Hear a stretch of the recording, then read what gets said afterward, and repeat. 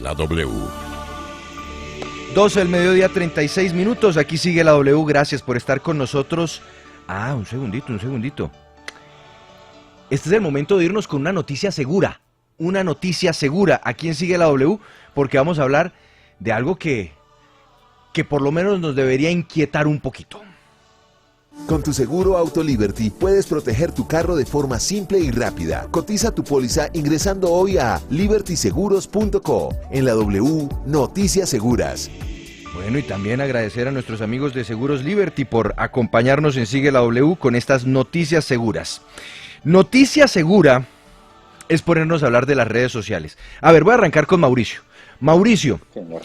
¿usted siente o le ha pasado en algún momento de su vida reciente que de repente pasando, no sé, fotos en Instagram o metiéndose a Facebook, siente como si la publicidad y algunas de las publicaciones que le muestran estuvieran apuntándole a usted particularmente, como si supieran usted qué consume, usted qué mira, a usted qué le gusta? Sí, señor, eso sí es evidente y me pasó recientemente, le pongo un ejemplo de muchos casos que me ha pasado. Cuando uno entra a redes, por ejemplo, el otro día yo estaba buscando una sala, entonces muebles, sala, en Google. Listo, busqué la sala, y la encontré, me gustó, bueno, en fin. Y de Lo inmediato felicito, bueno, muy bien. empezaron a llegar todos los mensajes de salas de las diferentes empresas de muebles, por Facebook, por Instagram, bueno, por Twitter no, pero sí se aparecen y sí son, o sea, ya lo perfilan a uno. Mire, le voy a contar una historia, Mauricio. Y esto pasó aquí, en la redacción de la W. Un día cualquiera estábamos Lucas Pombo, Laura Palomino fuera del aire hablando de bebés. Y haciendo como una especie de apuesta, si primero tendrá un bebé Lucas o primero tendrá un bebé Laura. Ujú. ¿Y cómo va eso? No le voy a decir los resultados de la apuesta o de la polla, pero lo que me sorprendió es que unas horas después yo abrí Instagram y me empezó a aparecer publicidad de bebés, pues de productos para bebés, no venta de bebés. Pero yo sí dije, miércoles, me están oyendo. Y por eso queremos hablar de este tema. Y por eso queremos plantear este dilema en las redes sociales. Los gigantes de Internet saben más de nosotros que lo que nosotros sabemos de nosotros. Carolina Botero es la presidenta de la Fundación Carisma, una organización que se dedica precisamente a hacer una serie de acompañamiento, seguimiento a todo lo que tiene que ver con el mundo digital y el entorno legal que gira alrededor de este universo que es gigantesco, pero que también es altamente desconocido. Doctora Carolina, buenas tardes y bienvenida a Sigue la W. Hola, buenas tardes. Muchas gracias por la invitación. Pues le hago la misma pregunta que le acabo de hacer a mi compañero Mauricio. ¿A usted le ha pasado eso? ¿Usted se ha dado cuenta que de repente las redes sociales parecieran saber más de usted de lo que usted les entrega a ellos como información? Tenemos una anécdota muy linda de hace como 4 años. Un chico muy joven que empezó a trabajar en Carisma, un día nos llegó con la historia de se había encontrado para un café con su amiga y le preguntó, oye, ¿y al final te vas de vacaciones? Y ella le dijo, pues había decidido que no, pero ya compré pasajes, me voy para Cancún. Y eso, no, pues imagínense, yo hice los cálculos, averigüé y tal, y dije, no tengo plata. Pero un día me levanté, abrí mi correo, pum, propaganda, Cancún te espera, no sé qué. Entré al periódico, pum, propaganda, Cancún te espera, a donde yo iba. Y yo decía, no es el destino. O sea, yo tengo que ir a Cancún. Es el destino. Así que sí, eso es muy frecuente. De hecho, es la forma como está estructurada la publicidad en línea, es perfilarte y aprender de ti para ofrecerte una publicidad muy precisa y animarte a comprar, a adquirir, a tener servicios, etcétera. ¿Eso cómo pasa, Carolina Botero? ¿De qué manera nosotros terminamos entregándole esa información a los grandes monstruos de Internet? ¿Se la entregamos voluntariamente, no nos damos cuenta, ellos nos la están pidiendo? ¿Eso cómo funciona? La entregamos voluntariamente, no nos damos cuenta, pero ellos sí nos cuentan. La mayoría de los servicios que hay en Internet son gratis y muchas veces el costo es permitirles acceso a nuestra actividad y nosotros con nuestra actividad revelamos muchas cosas. Entonces, así los correos gratis no necesitan leer nuestros correos. Les basta con saber a quién escribes, el tema que pones, lo que se llaman los metadatos. Navegar por internet revela mucha información sobre qué visitas y cómo lo visitas. Luego, cuando entras a los sitios, por ejemplo, revisa el portal de W Radio, que es gratis, y vas a ver la cantidad de cookies que hay. Y las cookies son unos pequeños programitas que se instalan y que nos siguen por donde vamos en internet y lo que hacemos en internet, entre otras cosas. O sea, es una de las funciones que tienen las cookies. Eso permite crear perfiles. Ya no importa ni siquiera saber si soy Carolina Botero. Lo que importa es, tengo un número con el que me rastrean y saben que es una mujer de aproximadamente 50 años, que vive en Bogotá, que viaja, que tiene hijos, que empiezan a hacer tu perfil y con eso te dirigen publicidad y hay todo un negocio muy grande en torno a eso. Es una de las grandes formas de las actuales formas de seguimiento. Sí, Carolina, estamos hablando de este tema también a propósito del documental El dilema de las redes sociales que se ha publicado en Confiese, Facebook. Paola, quedó traumatizada. Quedé asustada y por eso Para también este programa, nuestro numeral de las redes me asusta, otro numeral que vamos a impulsar hoy, Juan Pablo, porque este documental pues es muy impactante porque muestra, como usted lo decía, pues que expertos del Silicon Valley, veteranos que trabajaron en todas estas redes sociales, en Facebook, en Google, en Instagram, en Pinterest, pues cómo desde adentro se reprograma a la gente y se busca manipular que las personas pues sean un producto, que las personas no seamos los clientes, sino los productos que ellos están vendiendo. Esto obviamente genera, Carolina, un daño irreparable. Quiero preguntarle precisamente por eso, ¿cómo hacer para reparar esa manipulación con la que estamos conviviendo hoy en día debido a las redes sociales? Es decir, yo creo que efectivamente el efecto es ese, pero yo no creo que podamos decir que per se eso esté necesariamente mal. Todos mal que bien tenemos ese propósito, el convencer a los demás que lo que nosotros decimos, lo que hacemos, lo que vendemos es lo correcto y que los demás lo consuman. Es lo que hacen los medios constantemente, es lo que hacen las campañas de incidencia, las campañas políticas, las campañas, lo que quieras. Es decir, eso es una función. El problema es cuando una cosa se convierte en la otra. Y te pongo un ejemplo. Cuando Obama hizo su campaña hace ya ¿cuántos años? ¿8 o 10 años? Sí, hace ya 8 años. La última por fue lo 8 menos. años. Exacto. Fue muy elogiada su método de campaña, cómo involucró a la gente, cómo consiguió que muchos se movieran. Y él lo hizo haciendo microtargeting, consiguiendo a la gente, y lo hizo utilizando internet. Y en ese momento nos pareció genial, y vaya qué cosa. Cuando lo hizo Trump, de repente la gente cayó en cuenta del riesgo que eso suponía y lo que estaba pasando. Entonces, ¿por qué Obama bien y Trump mal? Sin duda, si tengo una determinada visión política, esa va a ser mi decisión. Pero si le quitamos eso, quizá el problema es el tamaño, es esa idea de manipulación, hay otra cantidad de elementos que debemos mirar y que no es solamente pensar en que está mal en ese otro como titiritero que está moviendo sus cuerdas, sino también pensar en la cantidad de cosas que podemos nosotros hacer para tomar un poco control sobre el tema. Por ejemplo, si les mencioné que las cookies, nosotros podemos entrar y borrar cookies y exigir que las cookies sean controladas y preguntarle a la W si sabe cuáles son las cookies que está poniendo en su portal porque por ahí me están siguiendo. Es decir, hay cosas que podemos hacer que nos permiten recuperar parte del control. Y por supuesto, algo que nos interesa mucho si estamos en un medio es tener personas que sean críticas, o sea, educar a la gente en que empiece, por ejemplo, esa primera historia que les conté del destino. Yo creo que 5 años después, todos nosotros debemos tener claro que eso no es el destino, que hay alguien detrás que nos está vendiendo. Y si yo no tengo plata, pues no debo ir a Cancún, si no me voy a endeudar y eso qué significa. Es decir, tenemos que utilizar nuestra capacidad crítica para eso también. No sin decir Numeral de que las hay redes me responsabilidad asusta. también de las plataformas, perdona. Claro que sí, Carolina Botero. Y permítame que tenemos también a otra invitada y el tema del documental, a mí me asusta unas frases que utilizaban y por ejemplo decían, el algoritmo de las redes sociales tiene vida propia y empiezan a jugar con una popularidad falsa y cuánto de vida le damos cada persona a las redes sociales, ellos pueden manejarlo.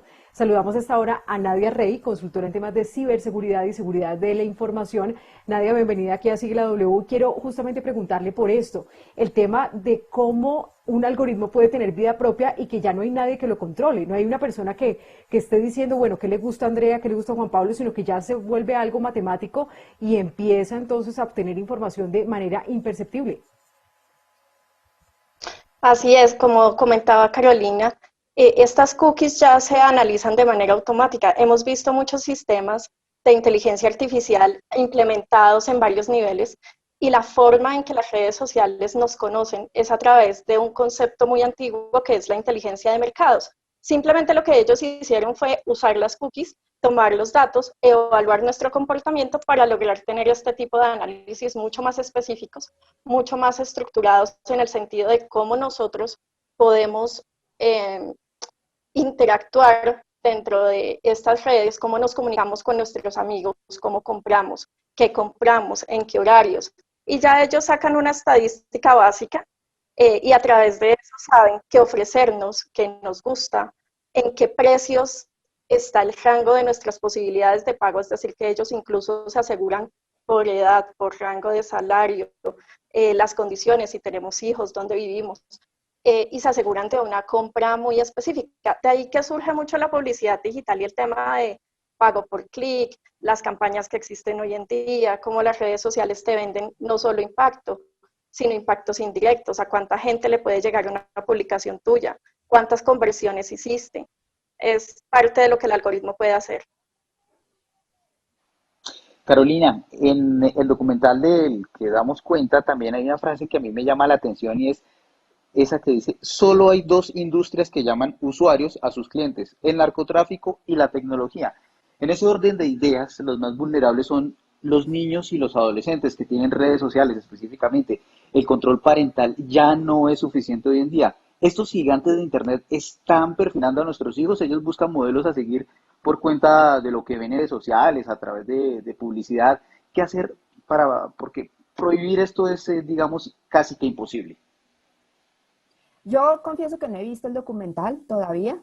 He leído sobre lo que opinan otros y también he oído los comentarios de compañeros en Carisma. Y lo primero que quisiera decir es que está claro que es un documental que tiene una inclinación muy fuerte de Europa y Estados Unidos, que habría que estar mirándolo con cuidado. O sea, nuestra realidad es diferente tan solo en términos de conectividad. Lo otro que he oído es que es un documental absolutamente de hombres blancos, donde no hay diversidad. Escasamente una mujer habla y, por supuesto, racialmente y demás no lo hay. Luego también, repito, creo que es importante que usemos la mente crítica para pensar desde dónde nos está hablando y quién nos está hablando y cómo nos generan los sustos que nos van a generar si es que nos vamos a asustar. Dicho esto, es cierto el tema de los menores, por supuesto son los más vulnerables y también es muy difícil hacer el control. O sea, yo no sé aquí cuántas personas de las que estamos en la conversación tenemos hijos, pero decirle a los hijos que no entren cuando son urbanos, es muy difícil. Y entonces Facebook le dice, tú tienes que tener 13 años para entrar a Facebook, pero pues te pones la fecha que necesitas y ya tienes 13 años, no es... Y evitar eso supondría poner unos límites que van a generar otros problemas. Entrar en redes sociales y estar, es decir, ¿por qué que los niños estén en redes sociales no supone un acompañamiento de los padres cuando si los fuéramos a dejar salir en la calle en Bogotá, los acompañaríamos? Y repito, el contexto es muy importante. Si yo estoy con mis hijas en un pueblo, estoy mucho más tranquila que salgan por la calle. Pero si estoy en una ciudad, ¿a qué edad los deja salir? ¿Cómo los deja salir? ¿Quién las acompaña? ¿A dónde van? Eso es importante. Y esa labor educativa que también debería estar haciendo el colegio, pero que también la tenemos los padres, es acompañarlos para que generen una mente crítica sobre qué es y qué no es y qué es válido en Internet. Yo, por el trabajo que tengo, me resistí un montón de tiempo a que mis hijas entraran en internet, y cuando lo hicieron hubo un proceso de acompañamiento muy grande y jamás he utilizado control parental. No significa que esta deba ser la fórmula que tengan los papás, porque como en cualquier crianza, cada uno escoge la suya, los niños no vienen con manual y toca aprender y aprender de los propios errores. Hasta ahora no he tenido problema, pero lo importante, creo yo, Juan Pablo, es internet, es salir de tu casa. Si tú no permites que tus niños anden por la calle solos, ¿por qué si les permites navegar solos por internet? ¿Por qué no los acompañas? Y cuando empiezan a andar solos en internet, que sepan que tú estás ahí, que es un crítico para que ellos, para que lleguen. Es decir, no sé si tengo tiempo de contar otra anécdota, pero me pasó con mi hija con un sitio pornográfico. O sea, yo estaba sentada trabajando con alguien en Australia en mi computador y mi hija me decía mamá, mamá, mamá, y yo le hacía, no, porque estoy en internet, y de repente la digo, es que yo pregunté por dónde vienen los hijos y me salen cosas raras. Claro, cuando me fui a mirar, el sitio en el que ella estaba era... Y entonces tienes que sentarte, porque la pregunta que tenía era normal. Ella se miraba su cuerpo y decía, pero ¿por dónde sale un bebé si un bebé es así? ¿Y por dónde sale? Esa era su pregunta. Claro. Entonces hay que sentarse, charlar y y se trabaja. Pero lo más importante es, tú no dejas a tus hijos solos en la calle en Bogotá. ¿Por qué los dejas navegar solos en internet? Nadia Rey. Y hay un proceso de acompañamiento. Nadia Rey, consultora en temas de ciberseguridad. Yo quiero volver al ejemplo que puse hace un instante de algo que me pasó a mí. Insisto, era una conversación con compañeros de la oficina hablando sobre bebés, haciendo chistes, y a mí me termina apareciendo luego en Instagram publicidad de bebés. Pero le pasó también aquí a mi compañero en el control maestro de Sigue la W, Alfredo, que se puso a hablar con su esposa sobre la necesidad de comprar un micrófono de diadema, hablando con su esposa, y le empezó a salir la publicidad de micrófonos. ¿Nos están vigilando? Un teléfono celular, un iPad, el teléfono, ¿nos escucha? Y entonces la aplicación nos está oyendo y dice, es el momento de mostrarle las cunas para los niños o los micrófonos del señor. ¿Eso está pasando? Desafortunadamente hay hoy una parte de realidad, otra parte de paranoia, pero es que si nos escuchan, sí nos escuchan. Hay varios dispositivos que tienen esa capacidad. Más allá de eso, el tema es cómo nosotros nos comportamos con los dispositivos y con las aplicaciones. Como comentaba Carolina, nosotros tenemos toda la posibilidad de restringir los permisos de las aplicaciones en nuestros celulares. Hay aplicaciones que necesitan el permiso de geolocalización y nosotros decimos es un juego, ¿para qué lo quieres? Pero como usuarios somos los responsables de evaluar ese punto y decidir hasta qué nivel le vamos a dar acceso a estos servicios. Muchas veces no es solo que nosotros lo comentamos, sino que a veces lo escribimos en una nota, lo escribimos en algún sitio en internet, hacemos una búsqueda adicional. Lo ponemos en WhatsApp. Recordemos que hoy en día WhatsApp también pertenece a Facebook. Son redes sociales, ¿sí? Y todo lo que tengamos expuesto en internet de una u otra manera puede ser analizado por terceros. La información pasa a través de servidores y redes que no controlamos directamente. Sí, precisamente sobre eso yo quiero preguntarle a Carolina, y es la responsabilidad que tenemos nosotros como usuarios, porque es que esto de las redes sociales ya es una adicción. Ya aparte del tema de que las empresas que están detrás de estas redes pues nos estén manipulando, nos estén vigilando, nos estén escuchando, pues nosotros también tenemos una participación ahí muy fuerte, porque estamos pegados todo el día al celular, pasamos más de 8 horas visitando redes, las relaciones interpersonales ¿Se pasa más de 8 horas diarias en eso? Deteriorado, sí. Paola, Dios mío, ¿a qué No, horas yo vive? no, es el promedio, Juan Pablo, no, yo no. En redes y en el celular, y pues no simplemente trabajando, sino en redes. Uno está en función de las redes y siempre que quiere hacer algo, si tiene planeado un viaje, si tiene planeado ir a cenar, siempre está pensando es lo que voy a publicar en redes. Esto es definitivamente una adicción. Como las otras adicciones, la drogadicción, el alcoholismo y demás, tienen un tratamiento. Carolina, ¿cuál es el tratamiento para uno dejar esa adicción a las redes? ¿O cómo podría ser el tratamiento? El micrófono, Carolina, por favor. Perdone.